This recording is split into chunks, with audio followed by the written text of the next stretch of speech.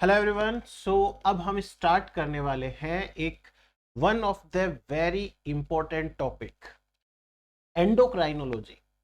ये टॉपिक हर एग्जाम के लिए इंपॉर्टेंट होता है। हर एग्जाम के अंदर एंडोक्राइनोलॉजी से आपको 100% सवाल मिलते ही मिलते हैं।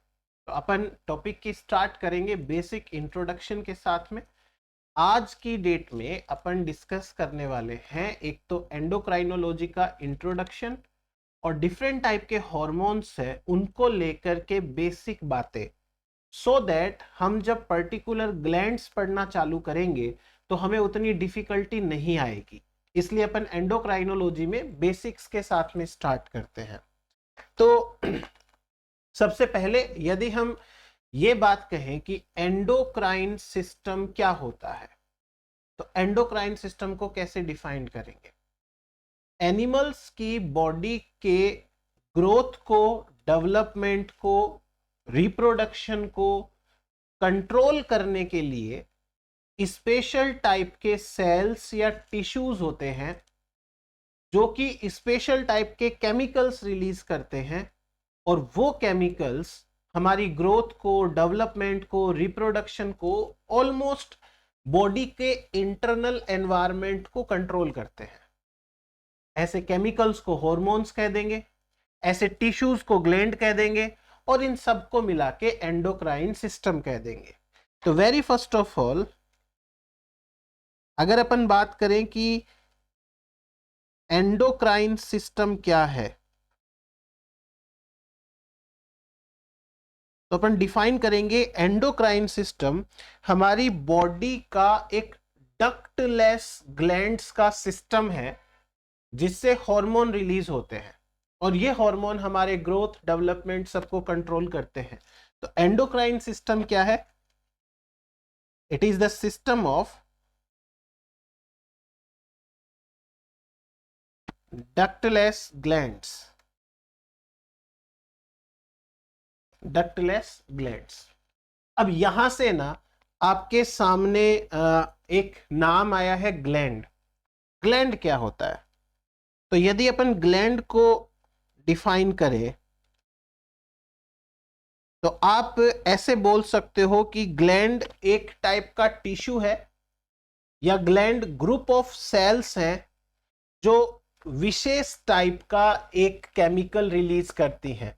यानी कि इस टिश्यू की सारी सेल्स ये केमिकल रिलीज करनी चाहिए या उस केमिकल के सिंथेसिस में रोल प्ले करनी चाहिए।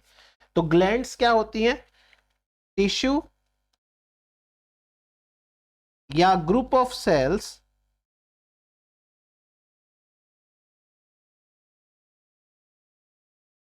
which produce a specific chemical known as hormone। उस केमिकल को क्या कहेंगे अपन? हार्मोन कहेंगे। तो अब हमारे सामने एक नया टर्म आ गया, हार्मोन। हार्मोन किसे कहते हैं? तो हार्मोन के बारे में थोड़ी सी बात कर लेते हैं। हार्मोन क्या है? देखो, अगर अपन एनिमल्स के केस में बात करें नेचुरली, तो हार्मोन उस केमिकल को कहते हैं, हार्मोन उस केमिकल को कहते हैं जो या तो ग्लैंड द्वारा रिलीज किया जाता है, नहीं तो बॉडी की कुछ सेल्स होती हैं स्पेसिफिक, उनके द्वारा रिलीज किया जाता है।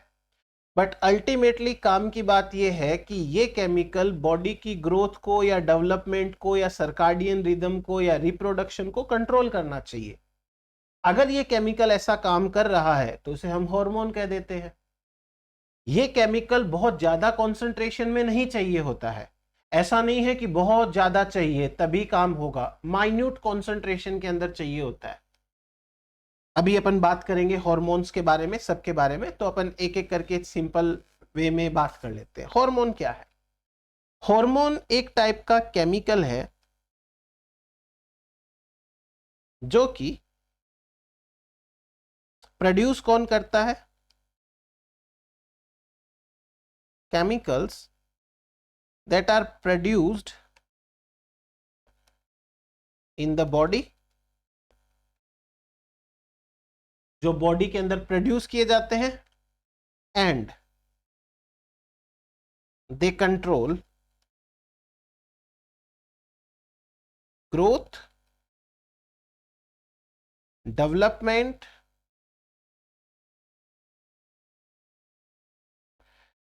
रिप्रोडक्शन, और अपन बोल सकते हैं होम्योस्टेसिस ऑफ ऑर्गेनिज्म। एक ऑर्गेनिज्म का इंटरनल एनवायरनमेंट है, वो भी कंट्रोल करते हैं ये हॉर्मोन्स। अब हॉर्मोन्स बहुत ज्यादा अमाउंट में नहीं चाहिए होते हैं, less quantity required.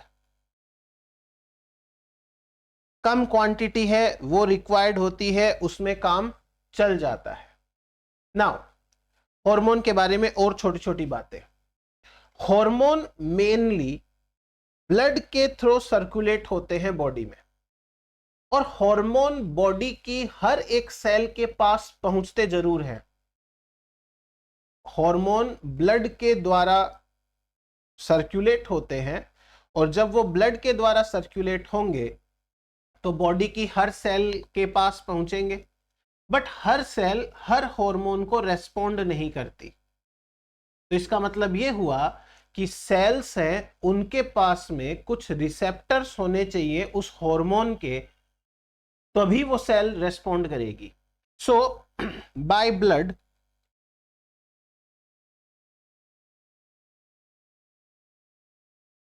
hormones reach every cell of body, body की हर सेल तक ये रीच करते हैं, but those cells which have receptors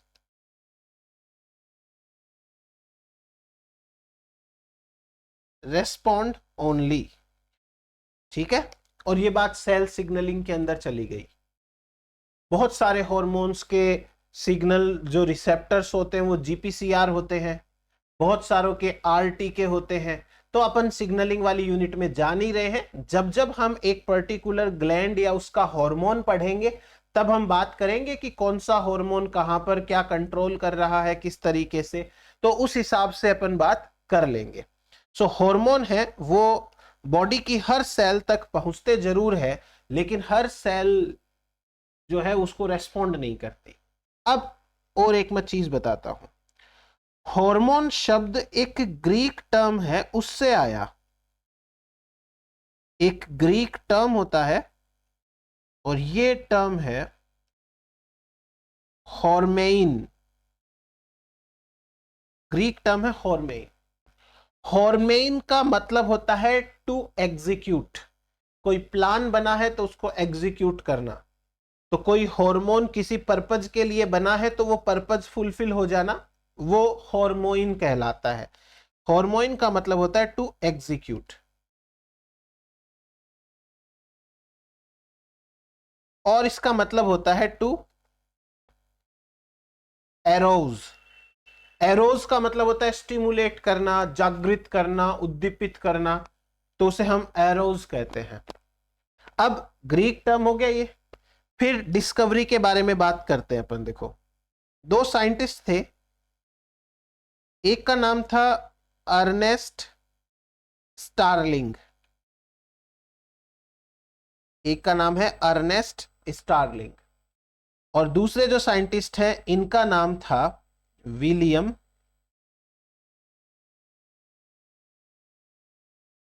बेलिस। Ernest starling और विलियम बेलिस, इन दोनों ने 1902 के अंदर डिस्कवर किया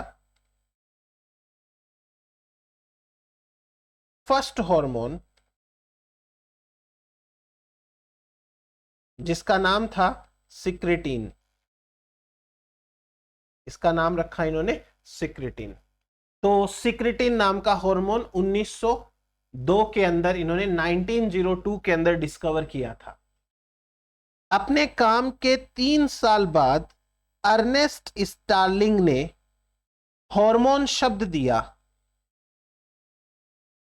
gave the term hormone.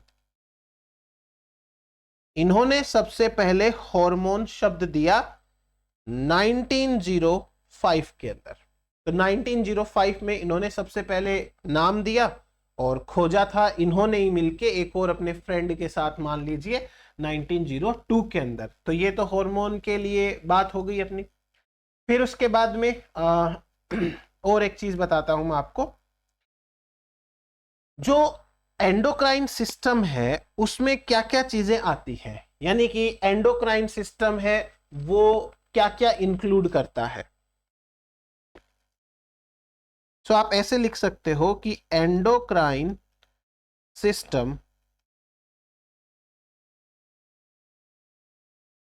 Is made up of, देखो किन किन चीजों का बना होता है। नंबर 1, हमें जनरली ये लगता है कि हार्मोन तो ग्लैंड सीक्रेट करती हैं, पर ऐसा नहीं है। डेफिनेटली 99% हॉर्मोन्स ग्लैंड ही सीक्रेट करती है, पर कभी कभी हमारी बॉडी के अंदर किसी टिश्यू की कुछ सेल्स ऐसी होती है वो भी हार्मोन सीक्रेट कर सकती है। फॉर एग्जाम्पल पेनक्रियाज है। अब पेनक्रियाज की सारी सेल्स तो नहीं, बट पेनक्रियाज में कुछ अल्फा और बीटा सेल्स होती हैं, वो इंसुलिन और ग्लूकागोन तो रिलीज कर सकती हैं। अब पेनक्रियाज वैसे पूरा का पूरा ग्लैंड नहीं है, उसकी पूरी की पूरी सेल्स, हर एक सेल इंसुलिन या ग्लूकागोन रिलीज नहीं कर रही, बट उसकी कुछ सेल्स तो रिलीज कर रही है। इसलिए जरूरी नहीं होता कि हार्मोन केवल ग्लैंड है वही रिलीज करे, हार्मोन कुछ स्पेसिफिक सेल्स भी रिलीज कर सकती है। फॉर एग्जाम्पल किडनी है, जब बॉडी के अंदर ऑक्सीजन की कमी हो जाती है, ब्लड के अंदर पार्शियल प्रेशर ऑफ ऑक्सीजन कम हो जाता है, तो किडनी की ही कुछ सेल्स हैं वो एरिथ्रोपोइटिन हार्मोन रिलीज करती है। अब पूरी किडनी है वो एज ग्लैंड तो काम नहीं कर रही, बट उसकी कुछ सेल्स तो काम कर रही है, हार्मोन तो रिलीज कर ही रही है, तो एरिथ्रोपोइटिन हार्मोन रिलीज करेगी। अच्छा, इसके अलावा हमारे जो गोनेड्स होते हैं, फीमेल्स में ओवरीज हैं और मेल के अंदर टेस्टिस है, इनका मेन काम होता है गैमिटोजेनेसिस। पर आप देखिए टेस्टिस एंड ओवरी भी टेस्टोस्टेरोन, प्रोजेस्टेरोन, एस्ट्रोजन रिलीज करते हैं। तो मतलब वो ग्लैंड का काम भी कर रहे हैं, गैमिटोजेनेसिस का काम भी कर रहे हैं। ये चीज समझ में आया। और एक चीज बताऊंगा थोड़ी देर बाद में। तो एंडोक्राइन सिस्टम में केवल ग्लैंड होती है ऐसा नहीं है, बट हाँ, glands are the major component of endocrine system. So endocrine system का सबसे पहला कंपोनेंट होता है ग्लैंड्स। अब मैंने आपको ये तो बता ही दिया ग्लैंड की डेफिनेशन क्या है, पीछे देखा था अपन ने। ग्लैंड्स जो है वो डेडिकेटेड होती है for hormone synthesis, storage and secretion. जरूरत पड़ने पर हार्मोन सीक्रेट भी करती हैं, हार्मोन स्टोर भी करती हैं, हार्मोन को सिंथेसाइज तो करती ही हैं। तो ये तो ग्लैंड का हो गया, और मोस्ट ऑफ द हार्मोन्स हैं वो ग्लैंड द्वारा ही सीक्रेट किए जाते हैं। दूसरा है gonads. Gonads gonads specifically gametogenesis and endocrine function perform करते हैं। दे परफॉर्म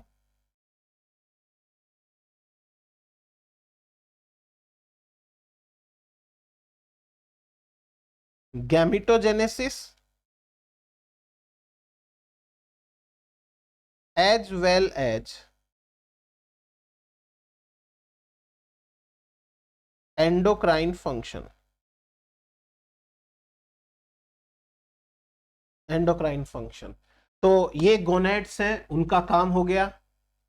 अब चूंकि गैमिटोजेनेसिस है वो रिप्रोडक्शन से रिलेटेड है, राइट, गैमिटोजेनेसिस रिप्रोडक्शन से रिलेटेड है, तो हमारे बॉडी में, फीमेल्स की बॉडी के अंदर एक ट्रांजिएंट स्ट्रक्चर बनती है। ट्रांजिएंट स्ट्रक्चर का मतलब ये परमानेंट नहीं है, ये स्पेसिफिक टाइम में ही बनती है, that is known as placenta.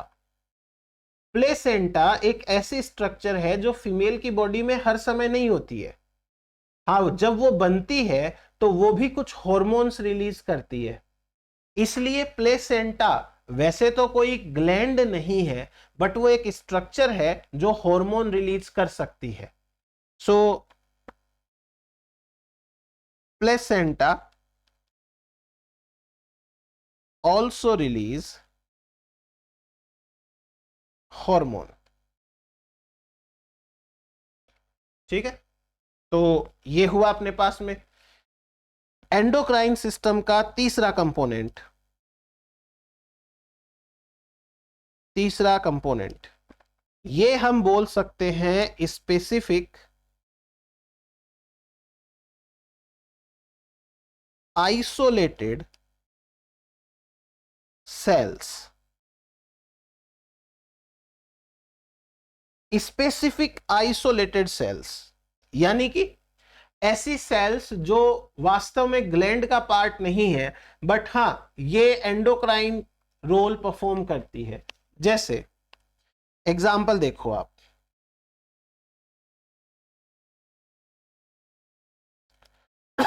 Heart sales हैं, ये एक हार्मोन रिलीज करती है atrial natriuretic protein peptide. Natriuretic peptide, ये ब्लड प्रेशर से रिलेटेड है। जब ब्लड प्रेशर ज्यादा हो जाता है तब ये सीक्रेट किया जाता है, तो डायलेशन होता है कुछ और ब्लड प्रेशर में राहत मिलती है। पर काम की चीज समझिए, हार्ट एक एंडोक्राइन ग्लैंड नहीं है। दूसरा, जैसे अपन बात करें लीवर की, तो लीवर की सेल्स है वो insulin like growth factor 1 release करती है। Insulin like growth factor 1,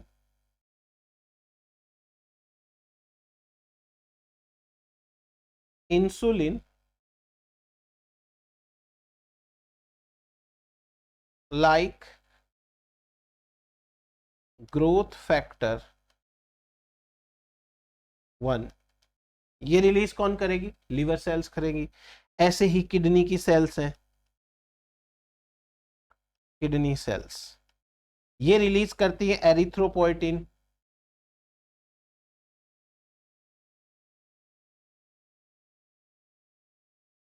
erythropoietin, और इसके अलावा जैसे पैनक्रियाज सेल्स हैं,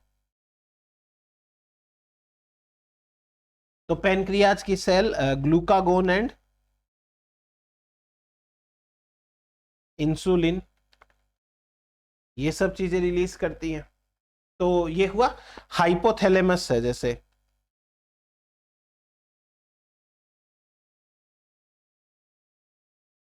हाइपोथैलेमस न्यूरो हॉर्मोन्स रिलीज करता है, न्यूरो हॉर्मोन्स, जैसे वेसोप्रेसिन है, एडीएच बोलते हैं जिसको, ये रिलीज करता है हाइपोथैलेमस। तो एंडोक्राइन सिस्टम है, उसमें ग्लैंड्स तो आती ही आती हैं, गोनेड्स भी आ गए, कुछ स्पेसिफिक सेल्स भी आ गई, और एक चौथा कंपोनेंट और समझो, हमारी बॉडी के अंदर कई बार ऐसे प्रोडक्ट्स बनते हैं जो खुद तो इनएक्टिव होते हैं, लेकिन यदि वो एक्टिवेट हो जाए तो फिर वो हार्मोन का काम करते हैं। फॉर एग्जाम्पल, हमारी बॉडी के अंदर लीवर एक प्रोटीन बनाता है जिसका नाम है एंजियोटेंसिनोजन, एंजियोटेंसिनोजन, ठीक है। अब हमारे जो लंग्स हैं वहां पर जो कैपिलरीज हैं, उन कैपिलरीज के अंदर की साइड में, कैपिलरी के अंदर की साइड में जो सेल्स है, उन सेल्स की मेम्ब्रेन के ऊपर एक एंजाइम है, एंजियोटेंसिन कन्वर्टिंग एंजाइम। तो जब ब्लड घूमता हुआ, सर्कुलेट होता हुआ हमारे लंग्स के अंदर से जाएगा, लंग्स के अंदर का मतलब है एल्वियोलीज के बाहर जो ब्लड कैपिलरी का जाल है उसमें से जाएगा, तो वहां पर वो एंजाइम क्या करेगा, एंजियोटेंसिनोजन को कन्वर्ट करेगा एंजियोटेंसिन 2 के अंदर, पहले 1 में देन 2 के अंदर। तो इसका मतलब ये हुआ कि ये जो लंग्स के पास कैपिलरीज के अंदर की जो सेल्स है, जो ये स्पेसिफिक एंजाइम बना रही है, नो डाउट वो कोई ग्लैंड नहीं है, वो कोई सीधा सीधा हार्मोन भी नहीं बना रही, बट वो एक इनएक्टिव हार्मोन को एक्टिव तो करने का काम कर रही है। इसलिए उनको भी एंडोक्राइन सिस्टम में शामिल किया गया है, उनको दर्जा दिया गया है कि आप एंडोक्राइन वाला काम करने में मदद कर रहे हो। तो हमारा चौथा कंपोनेंट जो एंडोक्राइन सिस्टम में आएगा, it is the cells which secrete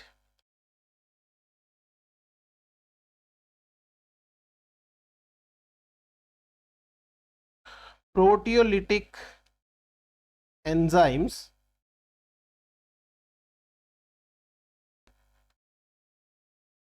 which convert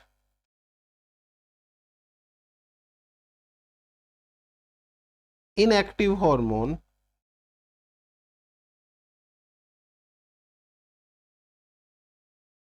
into active hormone। Sorry, तो ऐसा होता है। फॉर एग्जाम्पल मैं एक बार शॉर्ट में बता रहा हूं, जो लीवर है ये रिलीज करता है एंजियोटेंसिनोजन,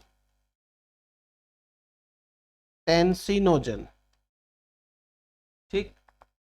जो लंग की सेल्स हैं या लंग सिस्टम है उसमें कैपिलरीज है, वो रिलीज करती है एंजियोटेंसिन कन्वर्टिंग एंजाइम, और ये कन्वर्ट करता है इसको एंजियोटेंसिन सेकंड में। फिर कह रहा हूं मैं कि एक बार आप जल्दबाजी ना करें, एक बार समझाने के पर्पज से मैंने ये लिखा है यहाँ पे। तो ये हुआ हमारे पास में रिगार्डिंग दिस वन। अब आपको एक छोटा सा काम करना है। क्या काम करना है, हमारी बॉडी के अंदर मेजर एंडोक्राइन ग्लैंड्स कहां पर है, वो हल्का फुल्का आपको आइडिया रहना चाहिए। आपको ना तो ये डायग्राम बनाने की जरूरत है, ना आपको स्पेसिफिकली लिखने की जरूरत है। ये तो आप मोबाइल से अपना कोई भी एक डाउनलोड कर लीजिए, पिक्चर डाउनलोड कर लीजिए, 5-7 बार देखोगे सारा याद हो जाएगा। और मुझे लगता है आपको पहले से ये चीज तो पता है, सिंपल सी है, हाइपोथैलेमस कहाँ है। अब आपको देखो एग्जाम की प्रिपरेशन करनी है, और हमारी एग्जाम के अंदर कभी भी ये नहीं पूछा जाएगा कि एग्जैक्ट लोकेशन बताओ आप, तो कि ब्रेन के कौन से पार्ट में ऊपर से कितना दूर, इधर से कितना दूर, किस साइड में सिचुएटेड है, नहीं पूछते ना ऐसा। आपको बस इतना सा याद रखना, हाइपोथैलेमस ना, हाइपोथैलेमस हमारे इधर से प्रेजेंट होता है, बस सिंपल एक बार। डीप सिचुएटेड होता है ब्रेन के अंदर, थैलेमस के नीचे होता है। थैलेमस है जो वर्टिब्रल कॉर्टेक्स के नीचे होता है, सॉरी सेरेब्रल कॉर्टेक्स के नीचे होता है। तो आप उतना सा याद रखो, आपको पूरा याद करने की जरूरत भी नहीं है। पिट्यूटरी ग्लैंड कहाँ है, हाइपोथैलेमस से जस्ट नीचे ही प्रेजेंट होती है, उसी से जुड़ी हुई रहती है।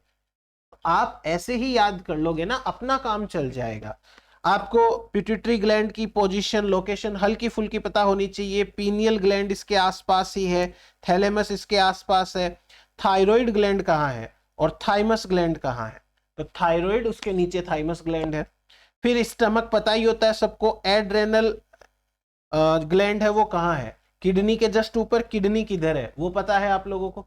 तो ये एक बार के लिए हमें इतना सा ही ध्यान रखना है हल्का फुल्का कि किसकी लोकेशन क्या होती है। तो ये हो गया हमारे पास में ग्लैंड्स की लोकेशन के बारे में। सिंपल आपको डिफरेंट टाइप के जो हॉर्मोन्स है उनके जनरल कैरेक्टर्स पता होने चाहिए। हार्मोन क्या है, ग्लैंड क्या है, वो सब चीजें पता होनी चाहिए। एंडोक्राइन सिस्टम में क्या क्या आता है वो पता होना चाहिए। ग्लैंड्स आती है, गोनेड्स आती हैं, ऐसी कोई सेल जो ग्लैंड का पार्ट नहीं है बट फिर भी हार्मोन रिलीज करती है, या ऐसी कोई सेल जो ऐसा एंजाइम प्रोड्यूस करती है जो इनएक्टिव हार्मोन को एक्टिव हार्मोन में कन्वर्ट करता है, तो उसको भी सिस्टम में शामिल करना पड़ेगा ना। अब अपन बात करेंगे 3 टाइप के हार्मोन के नेचर की।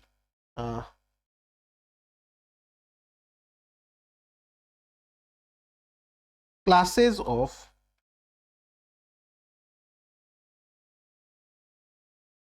हॉर्मोन्स।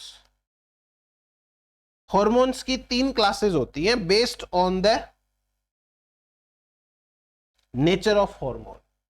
जैसे मैं आपको पहले बोल के बता देता हूं, कुछ हार्मोन ऐसे होते हैं जो सिंगल अमाइनो एसिड के अंदर बदलाव से बनते हैं, जैसे एपिनेफ्रिन, नोरेपिनेफ्रिन, ये टायरोसिन अमाइनो एसिड से बनते हैं। इन्हें कहते हैं एमाइन नेचर के या एमीन नेचर के हार्मोन, क्योंकि ये सिंगल अमाइनो एसिड से बनते हैं।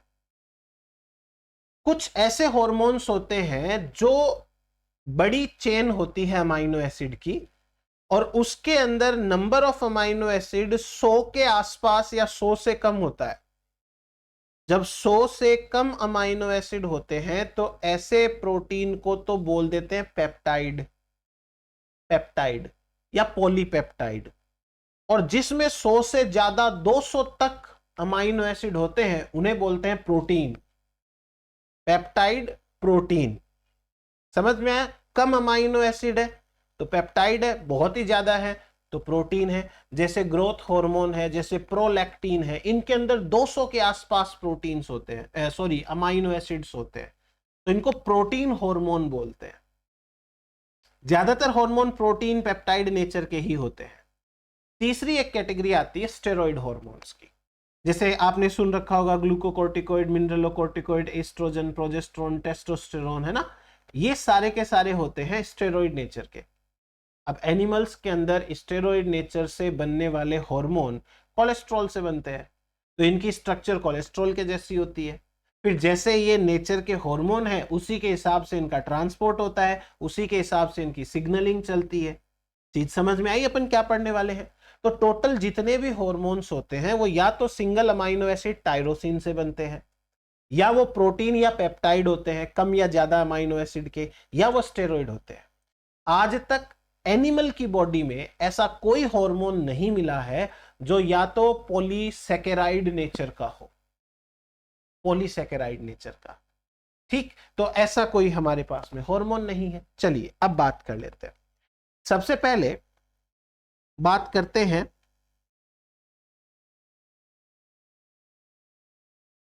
प्रोटीन्स एंड पॉलीपेप्टाइड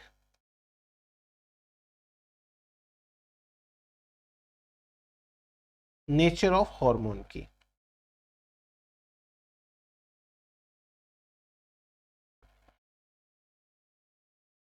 प्रोटीन या पॉलीपेप्टाइड नेचर है हार्मोन का, उसकी बात करते हैं। जैसे यदि मैं आपको बोलना चाहूं तो यहां पे पहली बात, प्रोटीन किसे कहेंगे? प्रोटीन हम उसे कहेंगे जिसमें लगभग 200 अमाइनो एसिड्स प्रेजेंट हो। लगभग इतने अमाइनो एसिड्स प्रेजेंट होते हैं तो हम उसे प्रोटीन कहते हैं। For example growth hormone,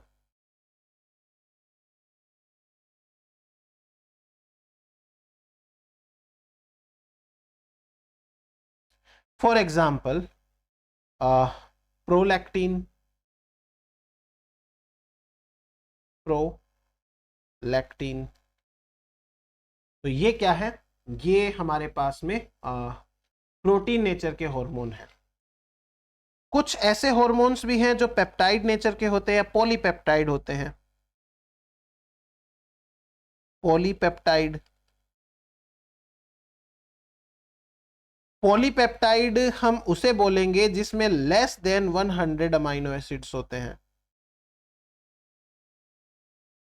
less than 100 amino acids.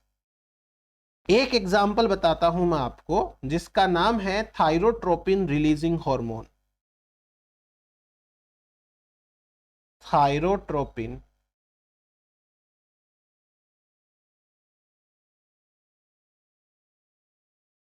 Releasing hormone.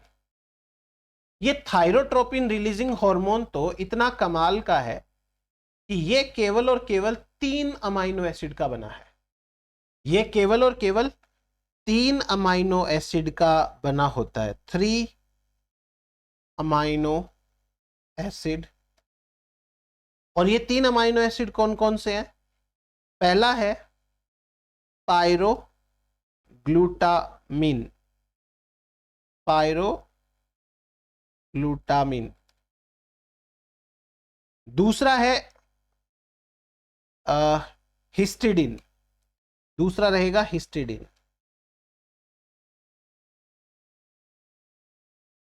और तीसरा जो है वो रहेगा प्रोलीन। तो ये 3 अमाइनो एसिड का ये हार्मोन होता है, इतना छोटा हार्मोन होता है। तो प्रोटीन या पॉलीपेप्टाइड हार्मोन क्या होते हैं, ये चीज समझ में आया। अब एक और चीज बताता हूं, मोस्ट ऑफ द हार्मोन इसी कैटेगरी के होते हैं। Most of the hormones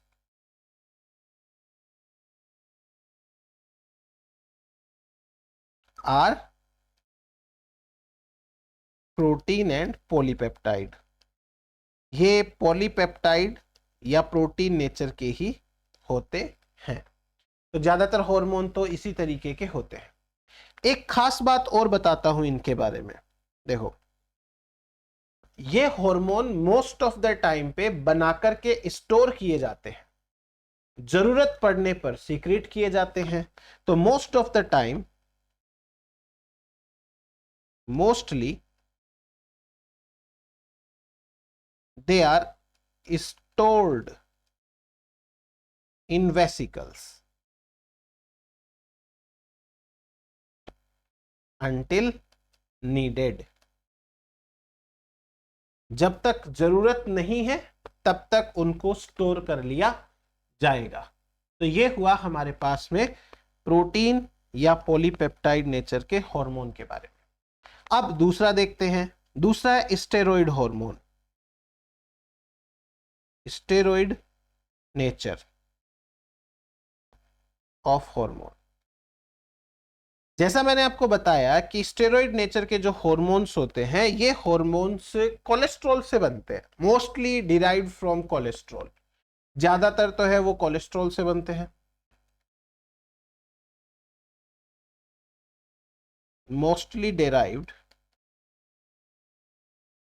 from cholesterol.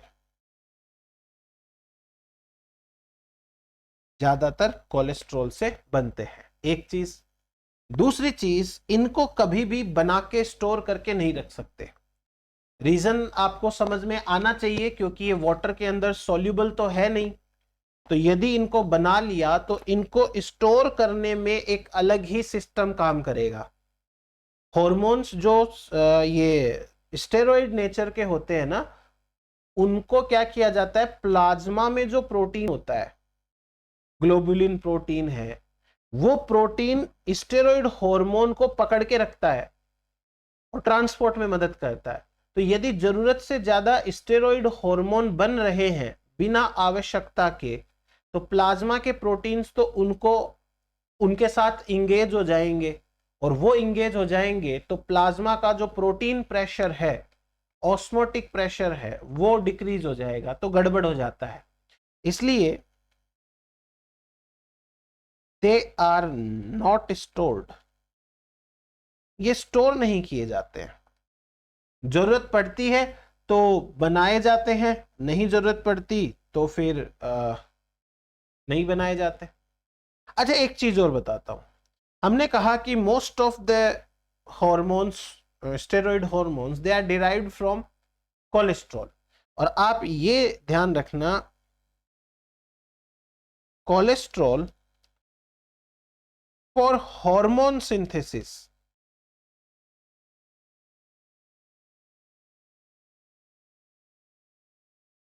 comes from plasma.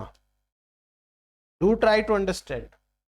ऐसे तो कोलेस्ट्रॉल बायोमेम्ब्रेन में भी है, ऐसे तो कोलेस्ट्रॉल सेल की मेम्ब्रेन के अंदर भी प्रेजेंट होता है, लेकिन ऐसा नहीं है कि जब हार्मोन बनाना है तो मेम्ब्रेन वाला कोलेस्ट्रॉल निकाल निकाल के बनाएंगे, नहीं। प्लाज्मा के अंदर जो कोलेस्ट्रॉल है उसको अपटेक किया जाता है बाय द सेल और उसके बाद में बनाया जाता है, वापस रिलीज किया जाता है। तो कोलेस्ट्रॉल कहां से आया? प्लाज्मा से आया है, ना कि सेल मेम्ब्रेन वाला है। ये भी एक चीज आपको थोड़ी सी ध्यान रखनी है। तो दो हो गए हमारे पास में। अब तीसरे टाइप के हार्मोन की बात करते हैं। जो थर्ड नेचर है हार्मोन का वो है amine nature, amine nature of hormone.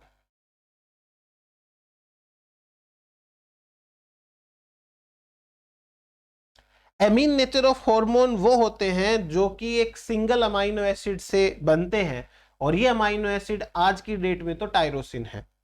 So they are derived from single amino acid. ये सिंगल अमाइनो एसिड से डिराइव्ड होते हैं, और वो सिंगल अमाइनो एसिड कौन सा है? टायरोसिन। तो टायरोसिन से बनने वाले हैं, जैसे एपिनेफ्रिन हो गया, नोर एपिनेफ्रिन हो गया, ये हॉर्मोन्स है वो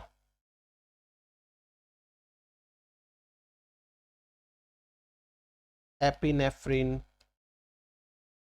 नोर एपिनेफ्रिन, तो ये हार्मोन एमाइन नेचर के होते हैं। ना एक और चीज नोट करके अपन यहीं पे लिख लेते हैं, काम खत्म करते हैं। अभी तक हमें कोई भी पॉलीसैकेराइड या न्यूक्लिक एसिड नेचर का हार्मोन नहीं मिला, यानी कि कोई ऐसा आरएनए या डीएनए हमें नहीं मिला जो हार्मोन की तरह भी काम करता हो। हमको ऐसे आरएनए तो मिल चुके हैं जो कि एंजाइम का काम करते हैं, पर हमें ऐसे आरएनए नहीं मिले हैं जो कि किसी हार्मोन का काम करते हैं। So no polysaccharide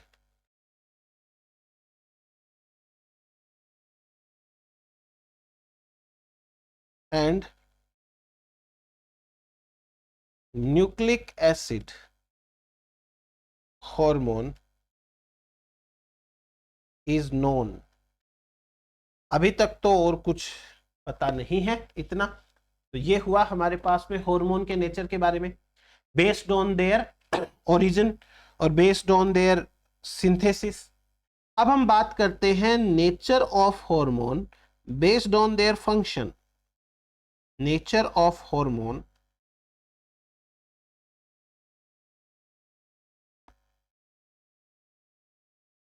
based on function. इसमें आती है सिर्फ दो कैटेगरीज, इसमें दो कैटेगरी आती है। पहली कैटेगरी है, इसे हम कहते हैं ट्रॉपिक हार्मोन। Tropic hormone. अब आपको ये तो कोई नहीं पूछेगा एग्जाम के अंदर कि बताओ ट्रॉपिक हार्मोन क्या होते हैं या नॉन ट्रॉपिक हार्मोन क्या होते हैं, ये तो क्या ही पूछे बताओ। लेकिन आपके सामने बार बार में ये जब नाम आएंगे कि ट्रॉपिक हार्मोन है या नॉन ट्रॉपिक हार्मोन है, तो यदि इनके मीनिंग्स नहीं पता है तो समझ में नहीं आएगा, फिर आपको खुद को ही अच्छा नहीं लगेगा। इसलिए एटलीस्ट इनके मीनिंग पता होने चाहिए, ट्रॉपिक हार्मोन क्या है और नॉन ट्रॉपिक हार्मोन क्या है। सो सिंपल से सिंपल चीज समझो, ट्रॉपिक ऐसा हार्मोन जो ग्लैंड के ऊपर काम करता है और ग्लैंड से दूसरा हार्मोन रिलीज करवाता है, यानी कि हाइपोथैलेमस वाले हार्मोन।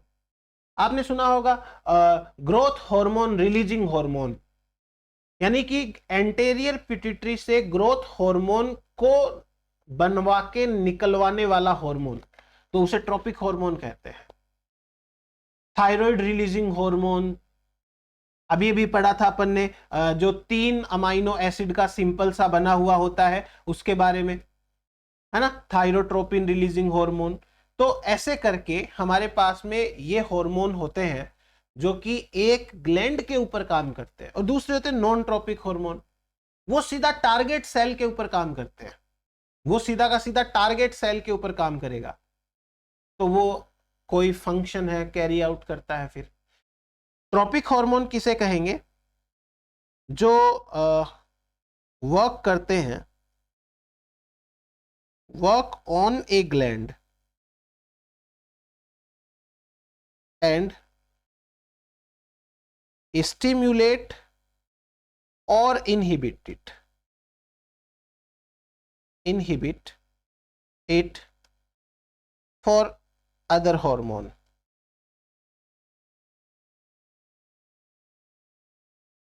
जो एक हार्मोन को बनवाने के लिए या उसे रोकने के लिए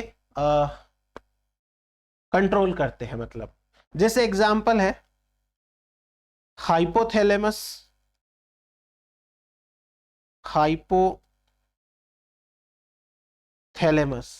ये हाइपोथैलेमस एंटेरियर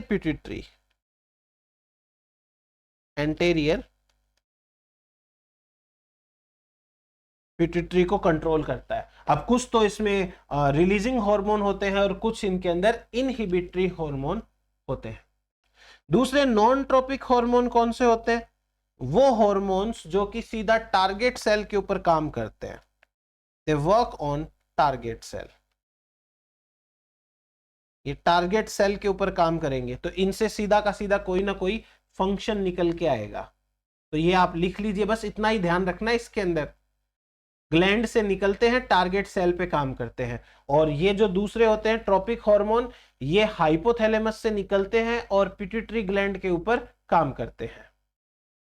अब अपन एक काम करते हैं, एक ओवरव्यू ले लेते हैं सारे हार्मोन्स का और सारे ग्लैंड्स के बारे में। देखो आपको ये लिस्ट जो है वो लिखनी है, ठीक है, हाथ से लिखोगे।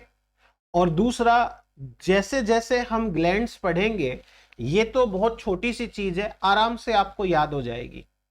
तो अपन डिस्कस थोड़ा थोड़ा करेंगे अभी, क्योंकि डिटेल डिस्कस करने के लिए ग्लैंड की स्ट्रक्चर वगैरह, कंडीशन वगैरह वो समझानी पड़ेगी। सिंपल समझो, हाइपोथैलेमस रिलीज करता है या तो रिलीजिंग हार्मोन को या इनहिबिटरी हार्मोन को। 3 हार्मोन ऐसे होते हैं, एक तो TRH यानी थायरोट्रोपिन रिलीजिंग हार्मोन, एक होता है CRH कॉर्टिकोट्रोपिन रिलीजिंग हार्मोन, और एक होता है gonadotropin GnRH gonadotropin releasing hormone. ये तीनों के तीनों ऐसे हार्मोन्स हैं जिनके इनहिबिटरी फैक्टर्स नहीं होते, नो इनहिबिटरी फैक्टर्स। समझना बात को, जैसे मैं आपको बताता हूं। जैसे यहां लिखा है ग्रोथ हार्मोन रिलीजिंग हार्मोन, तो यहां लिखा है ग्रोथ हार्मोन इनहिबिटरी हार्मोन।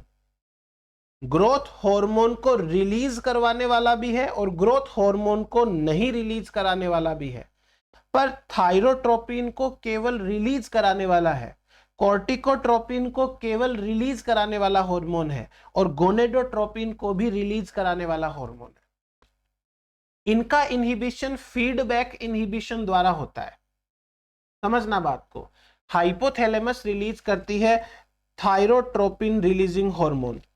अब thyrotropin releasing hormone thyroid gland को जाके बोलेगा कि थायराइड हार्मोन बनाओ और रिलीज करो, लेकिन हाइपोथैलेमस ऐसा कोई हार्मोन नहीं भेजता जो थायराइड ग्लैंड को जाके बोले कि रुक जाओ, हार्मोन मत बनाओ।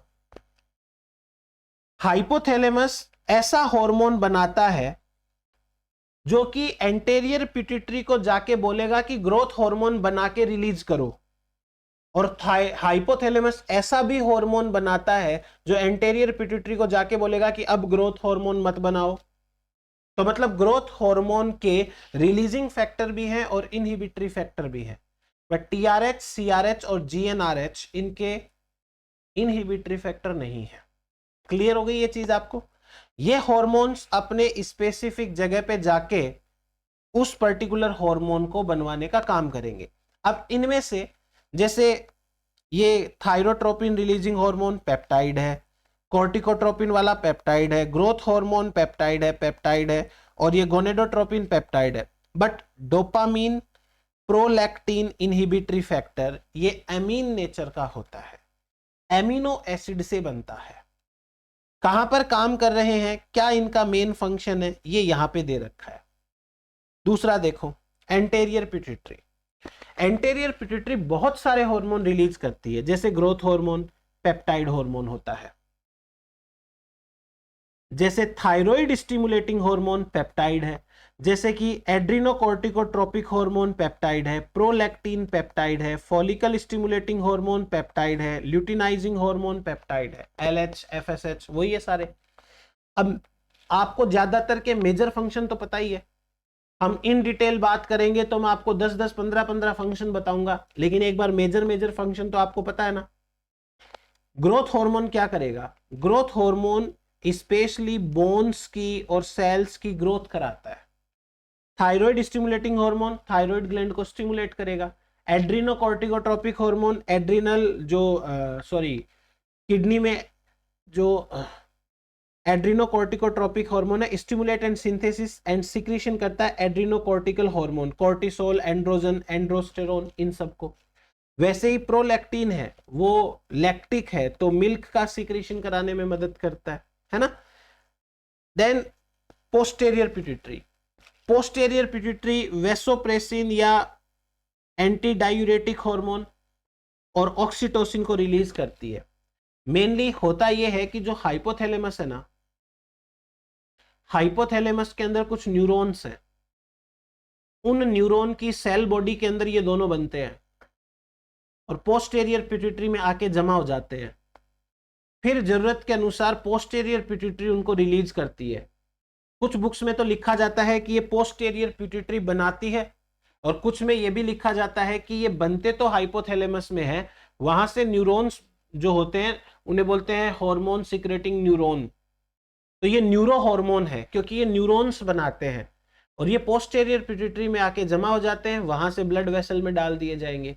खैर ये अपन बाद में पढ़ेंगे ब्लड वेसल वाला case. Thyroid hormone, thyroid gland है, ये थायरोक्सिन, T4, T3, कैल्सिटोनिन, ये सब। थायरोक्सिन और थायरोट्रोपिन है, ट्राई आइडोथायरोनिन है, ये तो अमीन नेचर के हैं, और जो कैल्सिटोनिन है वो प्रोटीन नेचर का है। कैल्सिटोनिन प्रमोट करता है deposition of calcium in the bone, यानी कि ब्लड के अंदर यदि कैल्शियम घूमता मिलेगा ना फ्री में, तो उसको बोलेगा बोन के अंदर जाके डिपॉजिट हो जाओ। इसका मतलब ये ब्लड से कैल्शियम लेवल कम करता है। चीज समझ में आई आपको? इसका उल्टा काम करने वाला हार्मोन भी है। अभी एड्रिनल कॉर्टेक्स की बात करते हैं, किडनी के अंदर कॉर्टेक्स की बात, एड्रेनल ग्लैंड के कॉर्टेक्स की बात करते हैं। एड्रेनल ग्लैंड का कॉर्टेक्स है वो कॉर्टिसोल और एंडोस्टेरोन रिलीज करता है, दोनों के दोनों स्टेरॉइड नेचर के हार्मोन होते हैं। इनके डिटेल्ड फंक्शन अपन बाद में पढ़ेंगे, ये चीज आप देख के लिख लेना। एड्रिनल मेडुला है, एपिनेफ्रिन, नोर एपिनेफ्रिन रिलीज करता है, दोनों एमीन नेचर के हैं। फिर पेनक्रियाज है, वो बीटा सेल्स इंसुलिन और alpha cell glucagon. Parathyroid gland parathyroid hormone को रिलीज करती है, और ये हार्मोन क्या करता है, ये कैल्शियम को रिलीज करवाता है बोन से, यानी कैल्सिटोनिन का उल्टा है। एंटागोनास्टिक हार्मोन नाम सुना है? अब मैं आपको एंटागोनास्टिक हार्मोन के बारे में बताता हूं।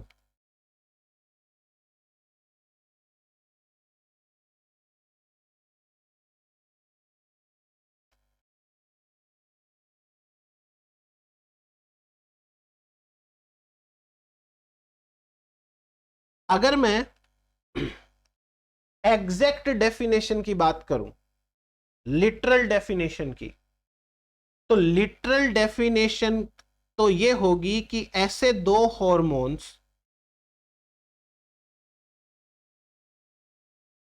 which work opposite and released from same gland. ऐसे दो हार्मोन जो एक ही ग्लैंड द्वारा रिलीज होते हैं और उल्टा काम करते हैं, इस परिभाषा के अनुसार तो इंसुलिन एंड ग्लूकागोन है वो सही है, क्योंकि ये दोनों के दोनों पैनक्रियाज द्वारा रिलीज होते हैं और दोनों का काम उल्टा है एक दूसरे का। एक ब्लड ग्लूकोज बढ़ाता है, एक ब्लड ग्लूकोज घटाता है। लेकिन यदि मैं इतनी डेफिनेशन लूं, to hormones which work opposite, इतनी सी डेफिनेशन लूं, तो पैराथायरॉयड और कैल्सिटोनिन भी इसी कैटेगरी में आ जाएंगे। बट बात यह है कि पैराथायरॉयड हार्मोन है वो पैराथायरॉयड ग्लैंड रिलीज कराती है, और कैल्सिटोनिन है वो थायराइड ग्लैंड रिलीज कराती है। तो अब भाई दोनों अलग अलग हार्मोन रिलीज हो रहे हैं अलग अलग ग्लैंड द्वारा। हाँ, काम ये उल्टा कर रहे हैं, बट इनकी ग्लैंड वो अलग हो गई। फिर से वही बात, कुछ किताबें इसको एंटागोनिस्ट लिखती हैं, कुछ नहीं लिखती हैं। खैर, नेक्स्ट टेस्टिस है, टेस्टोस्टेरोन रिलीज करते हैं। ओवरीज है, एस्ट्रोजन प्रोजेस्टेरोन, ये सारे के सारे स्टेरॉइड नेचर के होते हैं। फिर उसके बाद में प्लेसेंटा। प्लेसेंटा देखो ह्यूमन कोरियोनिक गोनेडोट्रोपिन रिलीज करती है। इसके अलावा सोमेटो मेमोट्रोपिन रिलीज करती है। एस्ट्रोजन और प्रोजेस्टेरोन भी रिलीज करती है कुछ मात्रा के अंदर। किडनी है वो रेनिन 125 डाईहाइड्रोक्सी कोलेकैल्सिफेरोल एरिथ्रोपोएटिन रिलीज करेगी। हार्ट है वो मैंने बताया था, एट्रियल नेट्रीयूरेटिक पेप्टाइड है वो रिलीज करेगा जो हाई बीपी के अंदर काम करता है। स्टमक गैस्ट्रिन रिलीज करता है। स्मॉल इंटेस्टाइन सीक्रेटिन, कोलेसाइटोकाइनिन, और एडिपोसाइट्स जो है वो लेप्टिन हार्मोन रिलीज करती है। तो हमारे पास में कुछ ऐसी ये सारे हार्मोन्स है जिनको हम डिटेल में जितने इंपॉर्टेंट है वो पढ़ेंगे ही पढ़ेंगे। बाकी एक बार मेजर फंक्शन उनका नेचर दे रखा है। फिर अपन बात करते हैं कुछ इंपॉर्टेंट हार्मोन्स के हाफ लाइफ के बारे में। हाफ लाइफ जैसे कि प्रोटीन पेप्टाइड में बात करें, एडीएच, ऑक्सीटोसिन, इंसुलिन, फिर prolactin, growth hormone, ACTH, LH, FSH, adrenocorticotropic hormone, ACTH. इनकी हाफ लाइफ में सबसे ज्यादा देखो हाफ लाइफ किसकी है? 180 मिनट एफएसएच की 180 मिनट इसकी हाफ लाइफ होती है। और सबसे कम किसकी है? प्रोलैक्टिन, केवल 12 सेकंड के लिए। उसी प्रकार एमीन नेचर की यदि बात करें तो जो T3 हार्मोन है और T4 हार्मोन है, इनकी दिन में होती है 5 से 7 दिन, 1 से 3 दिन। देन स्टेरॉइड हार्मोन के अंदर जैसे ये 25 हाइड्रोकोलेकैल्सिफेरोल 15 दिन तक होती है। ठीक है, तो ये हल्का फुल्का आइडिया लगा लेना, ये रटने की जरूरत नहीं है, बस एक आइडिया सा रहना चाहिए किसकी हाफ लाइफ कितनी है। फिर बात करते हैं हार्मोन्स के फीडबैक सिस्टम के बारे में। देखो, दो तरीके के फीडबैक सिस्टम होते हैं, एक पॉजिटिव एक नेगेटिव। मोस्टली हार्मोन्स में नेगेटिव फीडबैक सिस्टम होता है, पॉजिटिव भी होता है बट मोस्टली नेगेटिव होता है। अब नेगेटिव में भी दो टाइप्स आते हैं, क्योंकि देखो ये छोटी छोटी चीजें हैं। मैं ये तो अब बता के क्या करूंगा कि फीडबैक इनहिबिशन किसे कहते हैं या फीडबैक कंट्रोल किसे कहते हैं, ये तो पता ही होगा, आपने पहले पढ़ रखा होगा। फीडबैक कंट्रोल में पहला कंट्रोल है फीडबैक इनहिबिशन। फीडबैक इनहिबिशन, अब मेरी बात को ध्यान से सुनिएगा, ये दो तरीके का होता है। एक होता है फिजियोलॉजिकल और एक होता है एंडोक्राइन एक्सिस। दोनों में क्या अंतर है? एंडोक्राइन एक्सिस में जो हार्मोन जरूरत से ज्यादा बनेगा वही अपनी ग्लैंड को जाके रोकेगा। हार्मोन ही अपनी ग्लैंड को रोकता है तो उसे तो बोलते हैं एंडोक्राइन एक्सिस।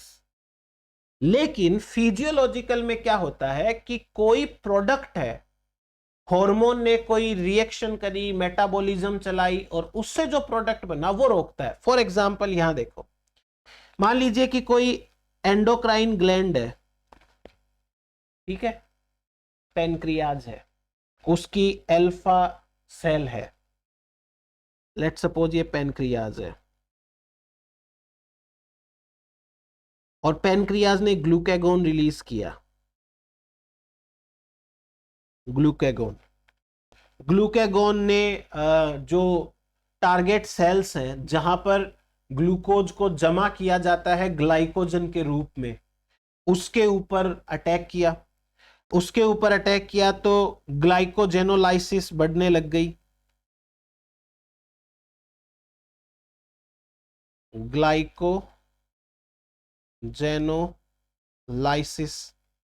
ग्लाइकोजेनोलाइसिस बढ़ी तो ब्लड में ग्लूकोज की मात्रा बढ़ गई, और ग्लूकोज पैनक्रियाज को जाके रोक रहा है, नेगेटिव फीडबैक दे रहा है। तो इसका मतलब ग्लूकागोन हार्मोन ने तो नहीं रोका ना पैनक्रियाज को, पैनक्रियाज को रोकने का काम कर रहा है एक प्रोडक्ट, तो इसे कहते हैं फिजियोलॉजिकल रेस्पॉन्स। दूसरा देखो, हाइपोथैलेमस है, उसने कोई रिलीजिंग हार्मोन रिलीज किया, रिलीजिंग हार्मोन ने पिट्यूटरी ग्लैंड को बोला कि चलो ये वाला हार्मोन बनाओ, पिट्यूटरी ग्लैंड ने फिर से कोई ट्रॉपिक हार्मोन रिलीज किया, ट्रॉपिक हार्मोन ने थायराइड ग्लैंड को बोला कि चलो हार्मोन बनाओ, और थायराइड ग्लैंड ने मान लो T3 T4 हार्मोन बनाया। अब T3 एंड T4 हार्मोन अपने टारगेट ऑर्गन को जाके बोल रहे हैं कि काम करना चालू करो, लेकिन जब T3 और T4 की कॉन्सेंट्रेशन बढ़ जाती है तो ये खुद ही जाके पिट्यूटरी ग्लैंड को और हाइपोथैलेमस को रोकते हैं कि भाई रुक जाओ। यहां पे दो बार ट्रॉपिक हार्मोन है, एक बार तो ये रिलीजिंग हार्मोन, ये भी एक ट्रॉपिक हार्मोन है क्योंकि ये पिट्यूटरी को कंट्रोल कर रहा है, और दूसरा वापस से ट्रॉपिक हार्मोन है। तो 100% ये कौन सा है? थायराइड स्टिमुलेटिंग हार्मोन है, क्योंकि वो थायराइड ग्लैंड पे काम करेगा। पिट्यूटरी ग्लैंड से निकला है और थायराइड ग्लैंड पे काम कर रहा है, मतलब ग्लैंड के ऊपर काम कर रहा है ना, तो वो ट्रॉपिक हार्मोन है। तो ये थायराइड हार्मोन के बारे में बात है सारी की सारी। समझ में आ गया? ये पॉजिटिव फीडबैक बहुत कम देखने को मिलता है, जैसे कि जब फॉलिकल स्टिमुलेटिंग हार्मोन पहली बार आता है तो वो फॉलिकल की ग्रोथ कराता है, जिससे और ज्यादा एस्ट्रोजन प्रोजेस्टेरोन बनता है। जब ल्यूटिनाइजिंग हार्मोन है वो आता है, कार्पस ल्यूटियम बनती है, और ज्यादा LH है वो रिलीज होगा और प्रोलैक्टिन बनता रहेगा, सॉरी ये आपका प्रोजेस्टेरोन बनता रहेगा। तो फीडबैक में पॉजिटिव वाले कम है, नेगेटिव वाले ज्यादा है। ये इतनी सी बात हो गई। अब नेक्स्ट बात करते हैं ट्रांसपोर्ट की। हमारे पास में दो तरीके के हार्मोन हैं, एक तो होते हैं hydrophilic,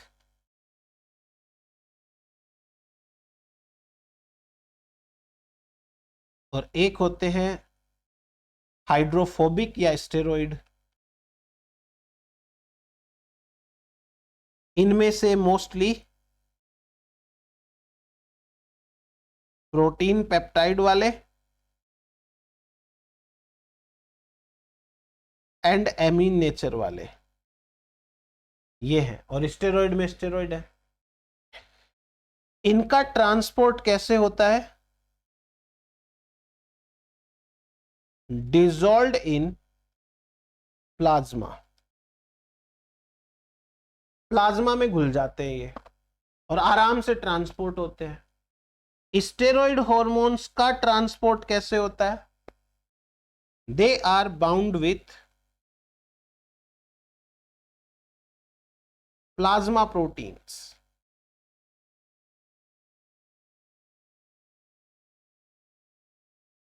specially globulin. Globulin protein है वो स्टेरॉइड के साथ में हार्मोन के साथ जुड़ जाएगा और वो इसको जो है लेकर के चला जाएगा। अब लेट सपोज कि ये ब्लड कैपिलरी है कोई, यहां पर ये हार्मोन आ गया, ठीक है, ये हार्मोन है, और ये ब्लड वेसल ब्लड कैपिलरी है, और ये मान लीजिए कि कोई टारगेट सेल है। टारगेट सेल तभी टारगेट है जब तक उसके पास में रिसेप्टर है। अब हार्मोन का क्या किया जाता है, हार्मोन को पहले यहां छोड़ देते हैं ब्लड कैपिलरी के बाहर और सेल के बाहर। इस जगह में एक फ्लूइड प्रेजेंट है और इसे बोलते हैं interstitial fluid.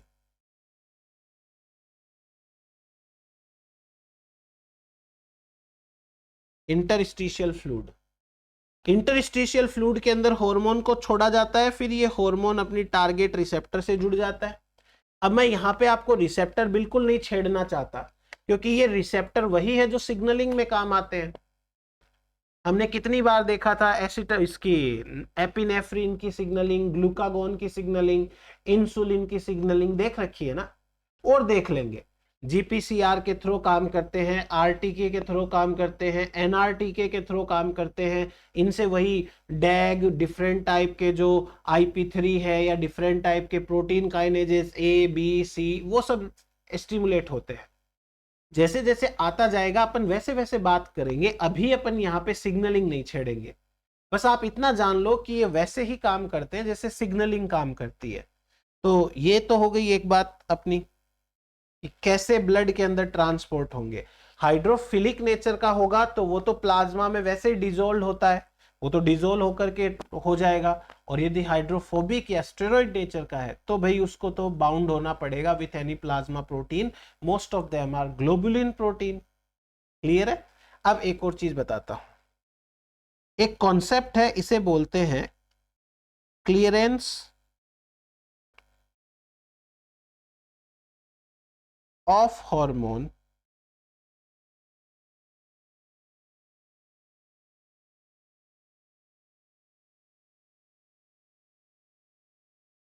From the blood.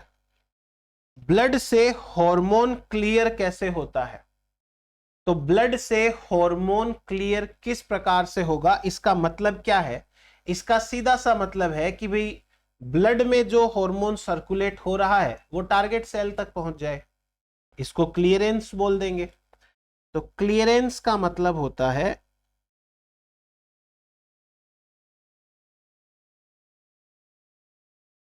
Removal of hormone from blood, blood से रिमूव होना। अब रिमूव कितना होगा ये दो बातों पे डिपेंड करता है,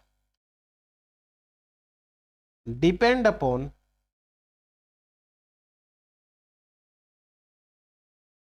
टू फैक्टर्स। दो फैक्टर्स के ऊपर डिपेंड करती है ये चीज। अगर मैं आपसे ये कहूं कि एक हार्मोन है और वो जरूरत से ज्यादा बन रहा है तो क्लियरेंस कितना होगा, कम होगा, क्योंकि वो बनी जरूरत से ज्यादा रहा है। ज्यादा बनेगा तो क्लियरेंस कम होगा। दूसरा, यदि वो क्लियर ही नहीं हो रहा है तो ये दो फैक्टर्स के ऊपर डिपेंड करेगा। पहला है रेट ऑफ हार्मोन सिक्रीशन। अगर सिक्रेटी ज्यादा हो रहा है, अगर ज्यादा बन रहा है, ज्यादा सीक्रेट हो रहा है, तो दिखती सी बात है कि ज्यादा होगा और मतलब क्लियरेंस कम होगा। और दूसरा, rate of removal of the hormone. अगर हार्मोन को रिमूव करने की रेट कम है तो जो है कम क्लियर होगा। मतलब ब्लड वेसल से हमें हटाना है, तो ब्लड वेसल से हटाना है तो उसमें दो चीजें मैटर करती है। ग्लैंड से ही ज्यादा सीक्रेट हो रहा है तो ब्लड वेसल से कम हटेगा, और यदि वैसे ही कम हट रहा है तो भी ब्लड में ज्यादा रहेगा। दूसरे वाले फैक्टर को बोलते हैं मेटाबॉलिक क्लियरेंस रेट, इसे बोलते हैं मेटाबॉलिक क्लियरेंस रेट, इसे बोलते हैं MCR, मेटाबॉलिक क्लियरेंस रेट। और जो MCR है इसका एक फॉर्मूला होता है। क्या फॉर्मूला देखो कि कॉन्सेंट्रेशन ऑफ हार्मोन क्या है,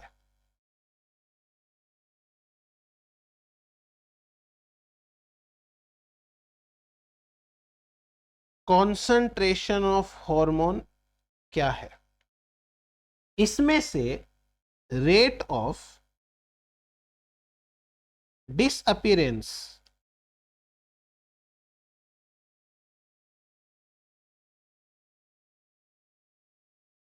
disappearance of hormone from plasma कितना है, तो इसे हम कहते हैं मेटाबॉलिक क्लीयरेंस रेट। ये हुआ हमारे पास में क्लियरेंस के बारे में। अब एक हार्मोन है, वो क्लियर कैसे होगा? Ways to clear a hormone, एक हार्मोन को हटाना है। अब आप सोचो कि हार्मोन कैसे हटेगा। आपने यदि न्यूरोट्रांसमीटर के बारे में पढ़ा है कि न्यूरोट्रांसमीटर कैसे हटते हैं, न्यूरोट्रांसमीटर को डिग्रेड कर सकते हैं, न्यूरोट्रांसमीटर को रीअपटेक कर सकते हैं, न्यूरोट्रांसमीटर को मॉडिफाई कर सकते हैं, या न्यूरोट्रांसमीटर को सर्कुलेट करके उस जगह से हटा सकते हैं।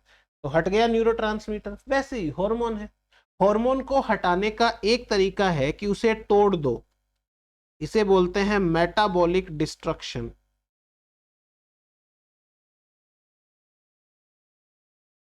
मेटाबॉलिक डिस्ट्रक्शन, तोड़ दो हार्मोन को। अगर हार्मोन नहीं टूट रहा तो बाइंडिंग विद टिश्यू, टिश्यू के साथ में जाके जुड़ जाए, बाइंडिंग विथ टिश्यू, तो भी ब्लड से तो हट गया ना। तीसरा, excretion by the liver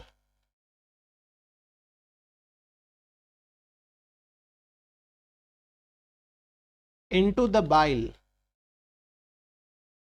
bile के अंदर छोड़ दिया जाए। और excretion by the kidney into the urine, तो ऐसे भी हट जाएगा। अल्टीमेटली ब्लड से हट गया हमारा। तो ये है हमारे पास में हार्मोन के क्लियर होने के बारे में सारी बातें। देखो, इतना आपको आज के लेक्चर में पढ़ना है। इंट्रोडक्टरी पार्ट में हम आज इतना ही पढ़ेंगे, फिर अपन हाइपोथैलेमस पढ़ेंगे। हाइपोथैलेमस का खुद का नेचर क्या है, कौन से हार्मोन बनाता है वो हार्मोन कैसे बनते हैं, मतलब उनकी जो सिंथेसिस है वो कैसे होती है, प्लस वो हार्मोन आगे पिट्यूटरी ग्लैंड को कैसे कंट्रोल करते हैं वो पढ़ेंगे, पिट्यूटरी ग्लैंड पढ़ेंगे। तो इंट्रोडक्शन के अंदर आज आप हार्मोन के बारे में इतना जान लीजिए। ये करेंगे तो आगे के लेक्चर इजीली समझ में आएंगे। यहाँ पे छोटे छोटे मतलब टर्म्स है, ये टर्म्स भी समझ में आ गए ना तो आगे आपको मदद मिलेगी। हार्मोन के काम करने का तरीका सिग्नलिंग है। सिग्नल कैसे काम करते हैं, देखो कुछ तो होते हैं जिनके receptor outside the membrane present होते हैं मतलब आउटसाइड द सेल प्रेजेंट है मेम्ब्रेन के ऊपर, वहां से काम करते हैं। कुछ के साइटोसोल में होते हैं, कुछ के न्यूक्लियस में होते हैं, जो तो सेल सिग्नलिंग के अंदर पढ़ ही रखा है अपन ने। तो यही सारे के सारे होते हैं। तो आज आप इतना अच्छे से रिवाइज करिए, नेक्स्ट लेक्चर के अंदर बात करते हैं अपन हार्मोन हाइपोथैलेमस के बारे में। Thank you.